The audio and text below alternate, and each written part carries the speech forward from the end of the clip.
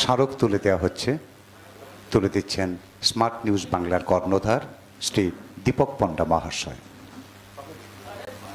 সুধাংশু বাবুকে দিয়ে দিচ্ছেন দীপক পণ্ডা মহাশয়। স্মার্ট নিউজ বাংলার পক্ষ থেকে তুলে দেওয়া হলো প্রাক্তন চেয়ারম্যান হলদিয়া পৌরসভা শ্রী সুধাংশু শেখর ডক্টর দেবজিৎ পাল মহাশয়ের হাতে।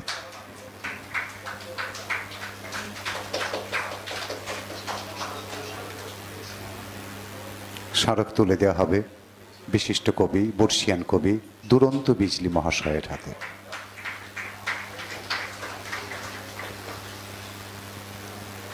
ছায়া বেরার হাতে, বিশিষ্ট সঙ্গীত শিল্পী।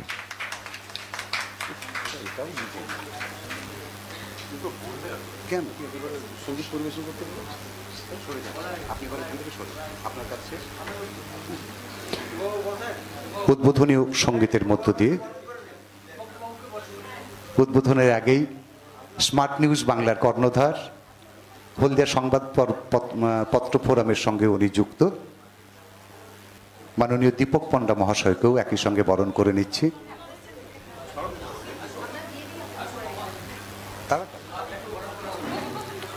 বরণ করে নেওয়া হচ্ছে স্মার্ট নিউজ বাংলার কর্ণধার। হ্যালো, যার স্মরণে আজকের এই অনুষ্ঠান, রবীন্দ্রনাথের স্মরণে, রবীন্দ্র জন্মজয়ন্তী। আমাদের শুরুটা একটু ভুল হয়েছে, দোষ ত্রুটি অনিচ্ছাকৃত হয়েছে। আমরা রবীন্দ্রনাথের প্রতিকৃতিতে আগে মাল্যদান করব, তারপরে আমরা বাকি বরণ করব।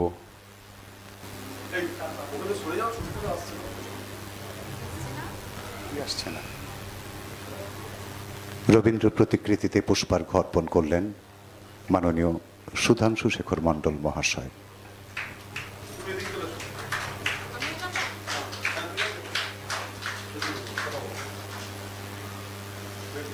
পুষ্পার্ঘ অর্পণ করছেন ডক্টর দেবজিৎ পাল মহাশয়। মাননীয় দুরন্ত বিজলি মহাশয় পুষ্পার্ঘ অর্পণ করবেন মাননীয়া ছায়া বেরা মহাশয়া।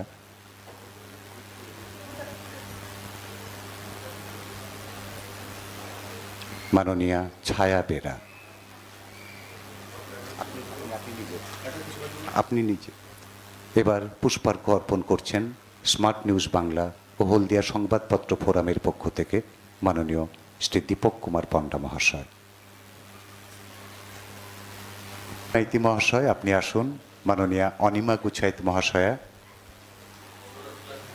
বনশ্রী দণ্ডপাঠ, তপন কুমার মাইতি, মনোরঞ্জন গায়েন, বিশ্বনাথ মান্না,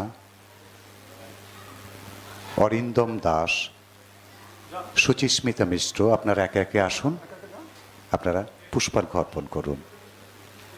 মাননীয়া শ্রাবণী বসু, মাননীয় শিশির কুমার বাগ মহাশয় এবং মাননীয় মধুসূদন ঘাটি মহাশয়। যারা এখনো নাম নথিভুক্ত করেননি, আপনাদের অনুরোধ করছি আপনারা একে একে নামটা একটু নথিভুক্ত করুন এবং আপনারা সকলেই আসুন, পুষ্পার্ঘ অর্পণ করুন।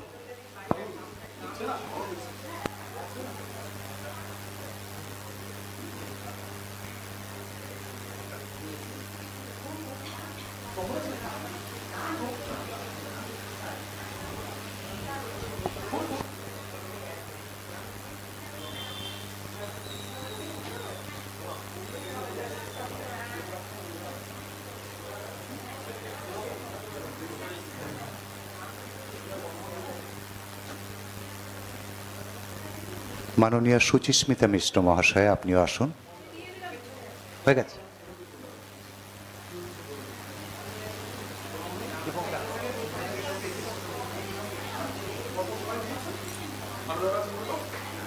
আপনারা সকলেই আসুন, একে একে আপনারা পুষ্পার্ঘ অর্পণ করুন রবীন্দ্রনাথের প্রতিকৃতিতে।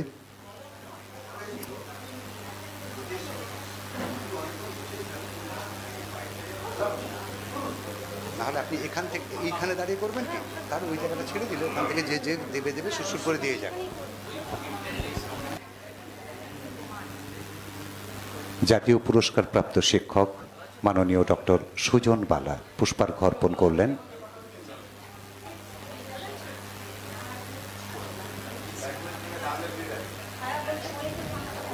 বিশিষ্ট সাহিত্যিক মাননীয় কৃপান মৈত্র মহাশয় পুষ্পার্ঘ্য অর্পণ করছেন।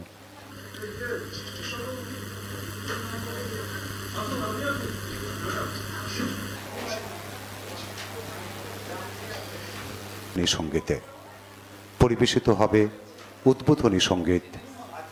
পরিবেশন করবেন বিশিষ্ট শিল্পী মাননীয়া Chhaya Bera. Hello check, hello check, check check, hello check. নমস্কার। আমারই রবীন্দ্রনাথ আয়োজনে স্মার্ট নিউজ বাংলা সহযোগিতায় হলদিয়া সংবাদপত্র ফোরাম কবিগুরু রবীন্দ্রনাথের 164তম জন্মশতবার্ষিকী, যদিও 25শে বৈশাখ আমাদের মধ্যে কিছুদিন আগে চলেই গেছে, তবে একে একে করে অনেকেই কবি প্রণাম অনুষ্ঠান এখনও সেরে উঠতে পারেনি। তাই আজকে এত সুন্দর আয়োজন করার জন্য প্রথমেই জানাই দীপকদাকে আমার শ্রদ্ধা এবং শুভেচ্ছা। কবিগুরুকে প্রণাম জানিয়ে আমার গানের শ্রদ্ধাঞ্জলি আমি প্রথমে শুরু করছি।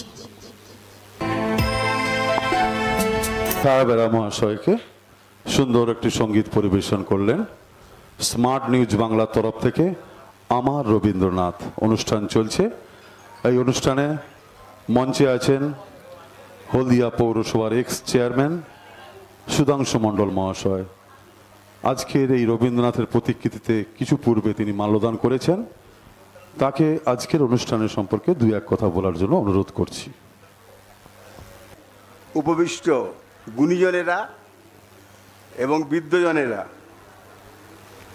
আপনারা সবাই বিভিন্ন ক্ষেত্রে উচ্চশিক্ষিত এবং প্রতিভাবান যারা উপস্থিত হয়েছেন। কেউ কবিতা লেখেন, কেউ গান করেন। এরকম সুধীজনদের সান্নিধ্য পেয়ে আমি যথেষ্ট কৃতার্থ।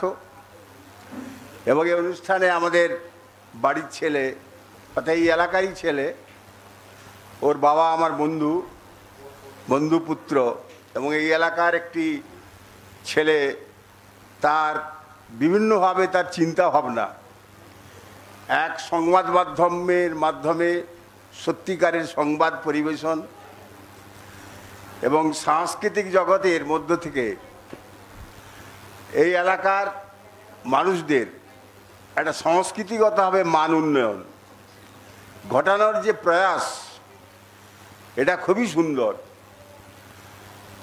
যে কোনো সম্প্রদায় বলুন, যে কোনো জাতি বলুন, বা যে কোনো দেশ বলুন, সেই দেশে যতই অর্থ থাকুক, যদি সাংস্কৃতিক কালচারাল রেভলিউশন না হয়, সে দেশ উন্নত হতে পারে না।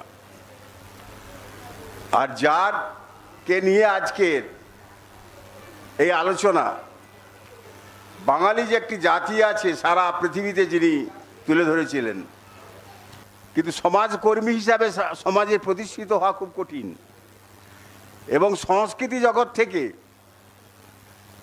সমাজের মাধ্যমে আসা, নাম করা, সকলের পরিচিত হওয়া, এটাও খুব কঠিন।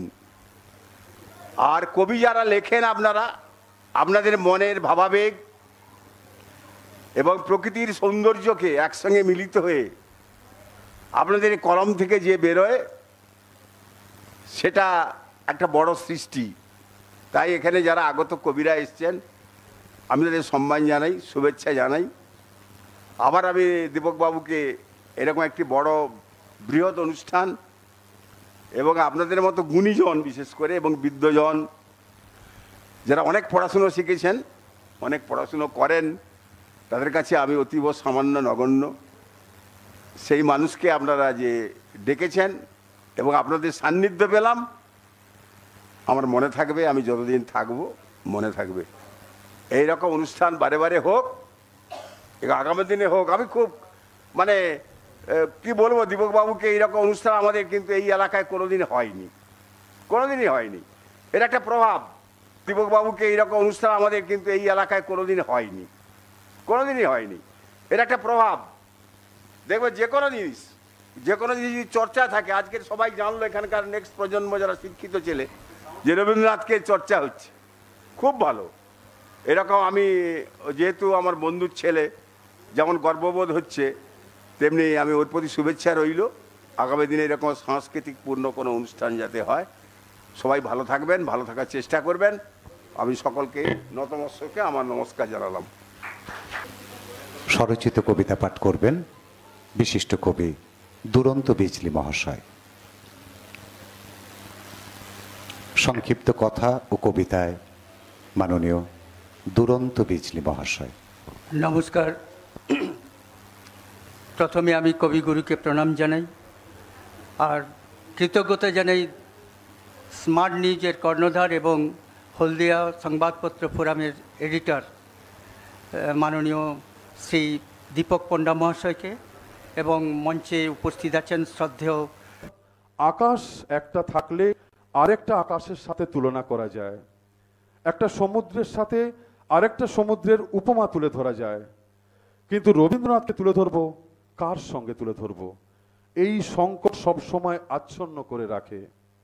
নোবেল পুরস্কার প্রাপ্ত একজনের সাথে আরেকজন নোবেল পুরস্কার প্রাপক রবীন্দ্রনাথের তুলনা হয় না, কারণ রবীন্দ্রনাথ কেবল কবি ছিলেন না, গল্পকার, প্রবন্ধকার, চিন্তাবিদ ছিলেন। সব একসাথে একত্রে একজনের পরিচয়, তিনি নিবিড় মানুষ। এমন মানুষ কিন্তু খুব একটা দেখতে পাওয়া যায় না। তাই রবীন্দ্রনাথ সম্পর্কে বলতে গেলে আমি খুব সংকটে পড়ি। রবীন্দ্রনাথের সঙ্গে আমার সম্পর্ক কি? আপনারা যারা বসে রয়েছেন, আপনাদের সাথে রবীন্দ্রনাথের সম্পর্ক কি? Smart news Bangla. Smart news Bangla.